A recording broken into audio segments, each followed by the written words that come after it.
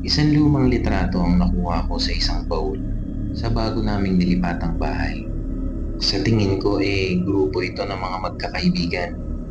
Nasa 15 silang lahat. Pero iisa lang ang pumukaw sa aking pansin. Yung babae sa pinakatabi ang aking unang napansin. Sapagkat napakalungkot ng kanyang mukha. Hindi naman ito nakakatakot pero sadyang may kakaiba sa kanya. Habang pinagmamasdan ko siya, nagulat ako kasi bigla siyang ngumiti. Kinusot-kusot ko pa ang mata ko dahil baka namamalikmata lang ako noon. Hindi ko na pinansin ang pangyayaring yun at ibinalik ko ang litrato sa isang baul. Pero doon na pala mag-uumpisa ang mga nakakatakot na pangyayari sa buhay ko.